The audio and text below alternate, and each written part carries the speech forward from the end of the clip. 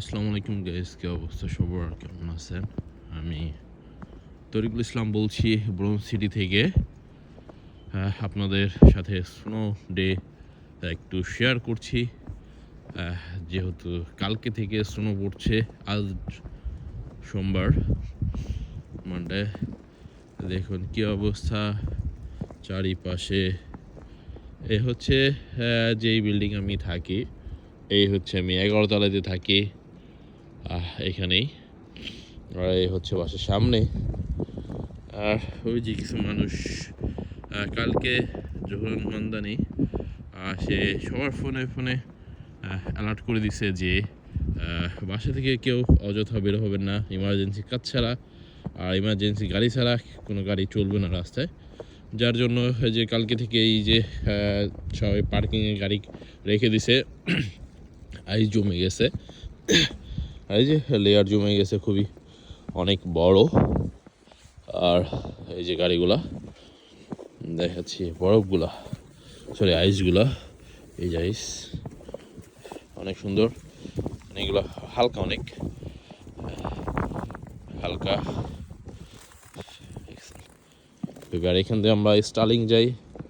আর হচ্ছে এই যে হচ্ছে এইখান থেকে হচ্ছে পার্কটা মাশাআল্লাহ অনেক সুন্দর, অনেক সুন্দর।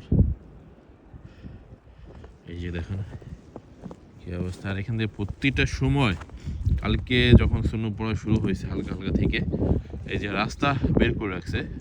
যা এগুলো কাজ করছে আল্লাহ তাআলা তাদেরকে যেন ভালো রাখেন, সুস্থ রাখেন, কারণ এইটা রাত দিন 24 ঘন্টা করে ক্লিন করতে হয়েছে।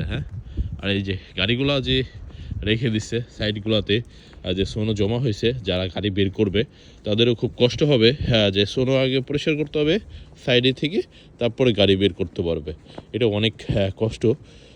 যাই হোক, মানে সবাই সবার জন্য দোয়া করবেন। দেখুন কী অবস্থা। এর ভিতরে কিছু মানুষ আমার মতোই বের হয়েছে ভিডিও করার জন্য। দেখুন ওই যে যাই হোক, এই যে কী অবস্থা। Snow day Monday. এর ভিতরে আমার ছোটো বোন কাজে গেছে। আর এই যে গাছের অবস্থা দেখুন। যাই হোক, আল্লাহ তাআলা সবাইকে ভালো রাখে, সুস্থ রাখে। এই যে বেলকনি নিয়ে মানে বালচা নিয়ে বের হয়ে গেছে ক্লিন করার জন্য। দেখুন রাস্তার অবস্থাগুলো, এই যে গাছগুলো, এই যে ভিডিও করছে। কি অবস্থা, আল্লাহ হাফেজ, জামি।